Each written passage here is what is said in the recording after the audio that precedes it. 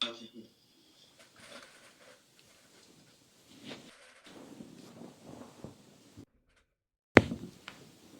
عليكم.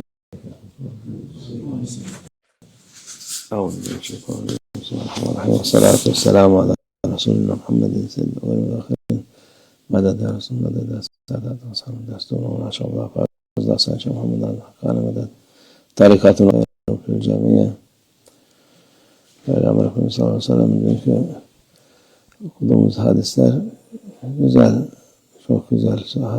Peygamber Efendimiz sallallahu aleyhi ve sellem söylediği her söz kıymeti biçilmeyen hazinelerdir. We regularly narrate the sayings and the beautiful hadith, noble hadith of our beloved Prophet, peace and blessings be upon him. And every single word, everything our beloved Prophet, peace and blessings be upon him, said is beautiful and it is a priceless treasure. Ona itaat eden, gösterdiği, verdiği nasihatlere, verdiği güzel sözlere tabi olan dünyada da ahirette de mutlu olur. Obeying the teachings of our beloved Prophet, peace and blessings be upon him, following the advice and beautiful words he shared, will make a person happy in this world as well as in the hereafter. Saadet ehli olur. O yol güzel yol. A person who follows the path of our beloved Prophet, peace and blessings be upon him, will attain true happiness. The path of our beloved Prophet, peace and blessings be upon him, is a beautiful path. Kötülük olmayan It is a path which is completely free from evil. bir yoldur Peygamber sallallahu aleyhi ve sellem yolu. Ne buyuruyor işte sadakadan hiçbir mal eksilmez diyor. And among the sayings of our beloved Prophet, peace and blessings be upon him, is the following.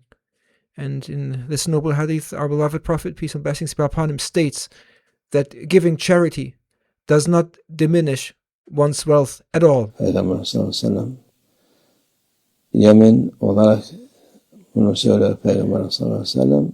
And our beloved Prophet, peace and blessings be upon him, swears on this and he takes an oath to this reality that giving charity does not diminish one's wealth. Sadakadan mal eksilen diyen insan yalan söylüyor. Whoever claims that charity decreases wealth is telling a lie. Sadaka malı çoğaltır, kaza belayı def eder.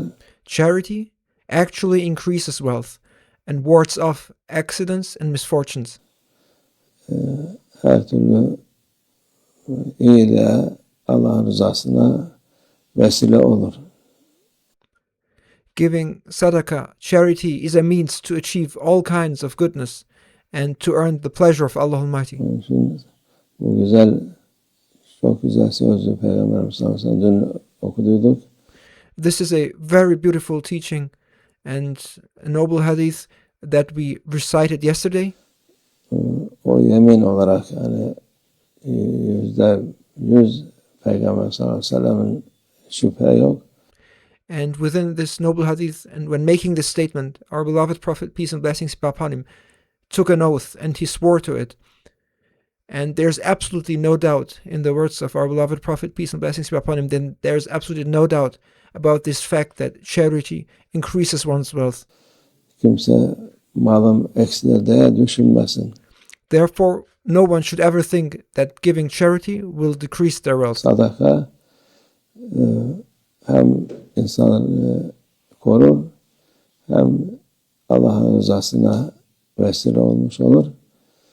Hem Peygamber Efendimiz'in sözünü tutmuş olur insan. Charity, giving sadaqah, protects a person, serves as a means to gain Allah's pleasure, and allows one to uphold the Prophet's teachings.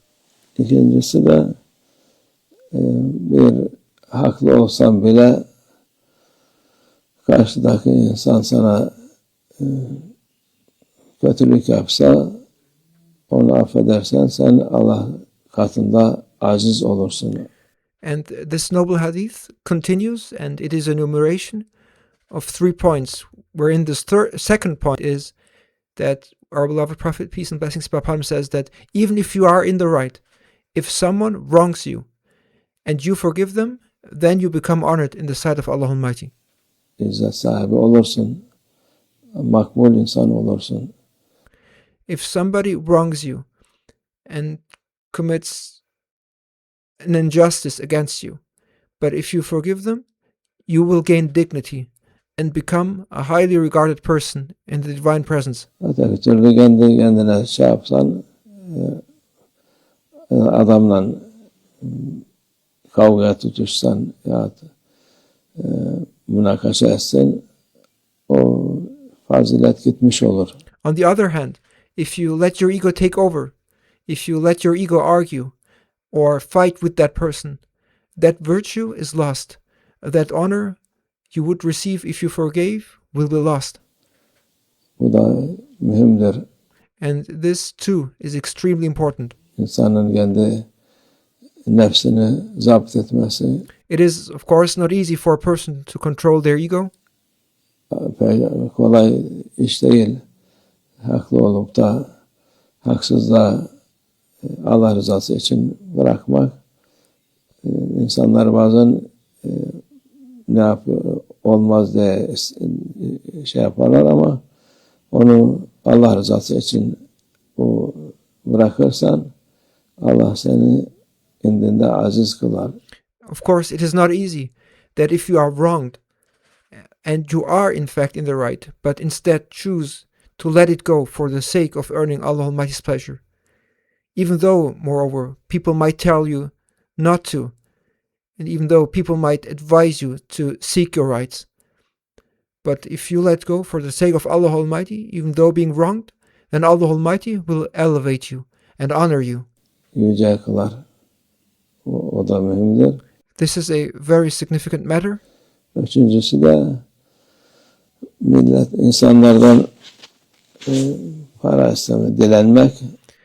And the noble saying of our beloved Prophet, peace and blessings be upon him, continues. And the third point in that blessed hadith is about begging or asking people for money. O da hiç iyi bir şey olmadığını söyle Peygamber sallallahu aleyhi ve sellem fakirliğe sebep olur der. Our beloved Prophet, peace and blessings be upon him, declares that begging or asking people for money is not a good thing, and it ultimately leads to poverty.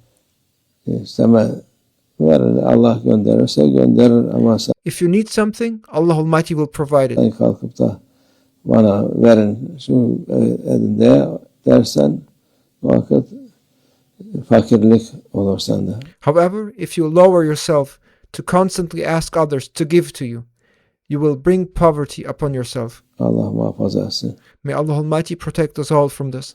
Bu şey Peygamber sallallahu aleyhi ve sellem'in güzel sözlerdir. These three teachings are the beautiful words of our beloved Prophet, peace be upon him. İnsanın hayat boyu iyiliğe, güzelliğe, mutluluğa, saadete vesile olur.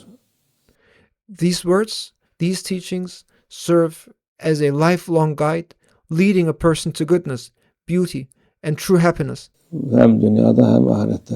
in both this world and the hereafter. Allah o yolu takip etmeyenlerden eylesin inşallah. May Allah Almighty enable us and make us follow these teachings. Nefsimize uymadan May Allah Almighty protect us from following our egos. bu güzel sözleri kabul edip ondan amel etmeyi nasip etsin inşallah. May Allah Almighty grant us the ability to accept these beautiful words and to act upon them, inshallah. ومن الله التوفيق. الفاتحة.